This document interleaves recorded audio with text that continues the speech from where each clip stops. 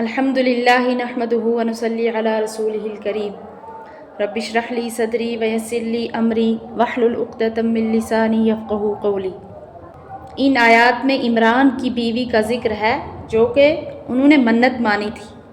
اعوذ باللہ من الشیطان الرجیم، بسم اللہ الرحمن الرحیم۔ اذ قالت امرأۃ عمران، جب کہا عمران کی عورت نے، ربی کہ اے میرے رب، انی نذرت لکا میں نے نذر کیا تیرے، ما فی بطنی جو کچھ میرے پیٹ میں ہے، محررن سب سے آزاد رکھ کر، فتقبل منی تو پس مجھ سے قبول کر، انک انت السمیع العلیم بے شک تو ہی ہے اصل سننے والا جاننے والا۔ یعنی عمران کی بیوی نے منت مانی کہ جو کچھ میرے پیٹ میں ہے، یعنی منت یہ مانی کہ آپ کی عبادت کے لیے اس بچے کو جو کہ میرے پیٹ میں ہے کہ وہ خانہ خدا کی خدمت کے لیے آزاد یعنی فارغ رکھا جائے گا اور میں اس کو اپنے کام میں نہ لگاؤں گی، تو پس آپ مجھ سے قبول کر لیجئے۔ فلما وضعتها پھر جب جنا اس کو، قالت ربی انی وضعتها انثی تو بولی اے میرے رب میں نے تو اس کو لڑکی جنا، واللہ اعلم بما وضعت اور اللہ تو خوب جانتا ہے جو کچھ اس نے جنا۔ یعنی ان کے خیال میں تھا کہ لڑکا پیدا ہوگا، لیکن جب لڑکی پیدا ہوئی تو ان کو رنج ہوا کہ یہ تو خدمت بیت المقدس کے لائق نہیں، یہ کام تو مردوں کا ہے، اس لیے حسرت سے کہنے لگی کہ اے میرے رب کہ مجھے تو لڑکی پیدا ہوئی۔ حق تعالیٰ فرماتے ہیں کہ وہ اپنے خیال سے حسرت کر رہی تھی، وَلَيْسَ الذَّكَرُ كَالْأُنثَىٰ اور بیٹا نہ ہو جیسے وہ بیٹی تھی، یعنی وہ لڑکا جو انہوں نے چاہا تھا اس لڑکی کے برابر نہیں ہو سکتا تھا، بلکہ یہ لڑکی ہی افضل ہے کہ اس کے کمالات اور برکات عجیب و غریب ہوں گے۔ وَإِنِّي سَمَّيْتُهَا مَرْيَمَ اور میں نے اس کا نام رکھا مریم، وَإِنِّي أُعِيذُهَا بِكَ وَذُرِّيَّتَهَا مِنَ الشَّيْطَانِ الرَّجِيمِ اور میں تیری پناہ میں دیتی ہوں اس کو اور اس کی اولاد کو شیطان مردود سے۔ فَتَقَبَّلَهَا رَبُّهَا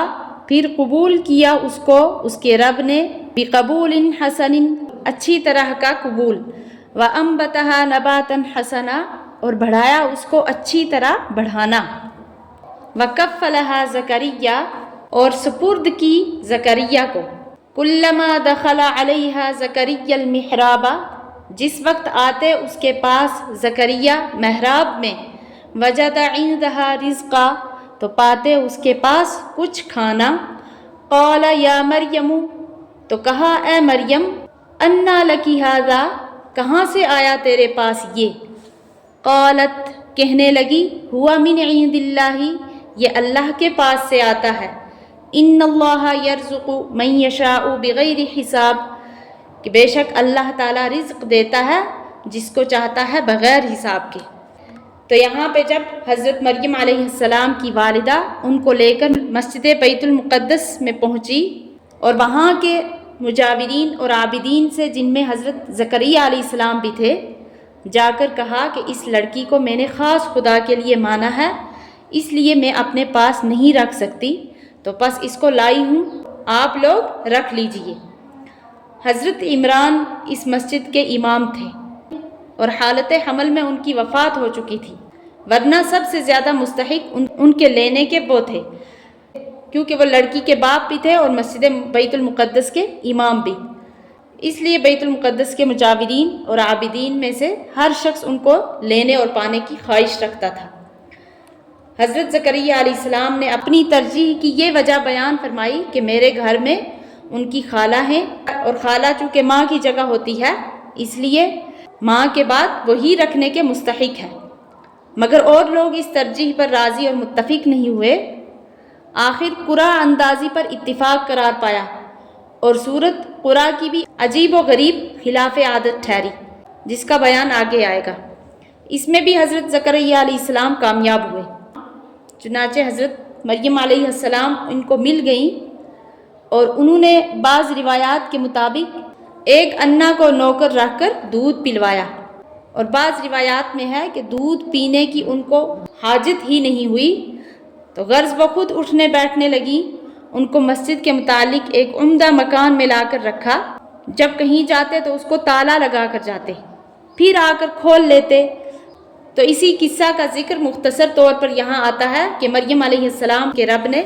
اچھے طریقے سے قبول فرمایا اور عمدہ طور پر ان کو نشو و نما دیا، اور حضرت زکریا علیہ السلام کو ان کا سرپرست بنایا۔ تو جب کبھی حضرت زکریا علیہ السلام ان کے پاس اسی عمدہ مکان میں جس میں ان کو رکھا تھا تشریف لاتے تو ان کے پاس کچھ کھانے پینے کی چیزیں پاتے اور یوں فرماتے کہ اے مریم، یہ چیزیں تمہارے لیے کہاں سے آئیں؟ جبکہ مکان کو تالا لگا ہوا تھا تو باہر سے کسی کے آنے جانے کا امکان بھی نہیں۔ تو وہ کہتی کہ اللہ تعالیٰ کے پاس سے، جو خزانہ غیب ہے اس میں سے آئی ہیں۔ بے شک اللہ تعالیٰ جس کو چاہتے ہیں بے استحقاق رزق عطا فرماتے ہیں۔ آگے فرمایا ہنالک دعا زکریا ربہ، تو وہیں دعا کی زکریا علیہ السلام نے اپنے رب سے،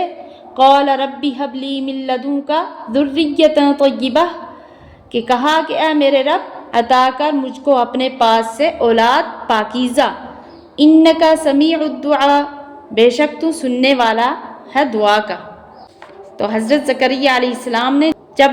حضرت مریم علیہ السلام کا یہ سب کچھ دیکھا تو اپنے لیے بھی دعا فرمائی، جن کا بیان یہ ہے کہ حضرت زکریا علیہ السلام نے اپنے رب سے عرض کیا کہ اے میرے رب، اور یہاں پہ جو آیت ہے ہنالک دعا زکریا ربہ، یعنی حضرت زکریا علیہ السلام کے اس وقت تک اولاد نہ تھی اور زمانہ بڑھاپے کا آ گیا تھا جس میں عادتاً اولاد نہیں ہو سکتی، اگرچہ خرق عادت کے طور پر قدرت خداوندی کا ان کو پورا اعتقاد تھا کہ وہ ذات اس بڑھاپے کے موقع میں بھی اولاد دے سکتی ہے، لیکن چونکہ اللہ کی ایسی عادت آپ نے مشاہدہ نہیں کی تھی کہ وہ بے موقع اور بے موسم چیزیں عطا کرتا ہے، اس لیے آپ کو اولاد کے لیے دعا کرنے کی جرت نہ ہوتی تھی۔ لیکن اس وقت جب آپ نے یہ دیکھ لیا کہ اللہ تعالیٰ نے حضرت مریم علیہ السلام کو بے موسم میوے عطا فرمائے ہیں، تو اب آپ کو بھی سوال کرنے کی جرت ہوئی کہ جو قادر مطلق بے موقع پھل عطا کر سکتا ہے تو وہ بے موقع اولاد بھی عطا کرے گا۔ قال ربی ہب لی من لدنک ذریۃ طیبہ، تو اس آیت سے معلوم ہوا کہ اولاد کے لیے دعا کرنا انبیاء اور صالحین کی سنت ہے۔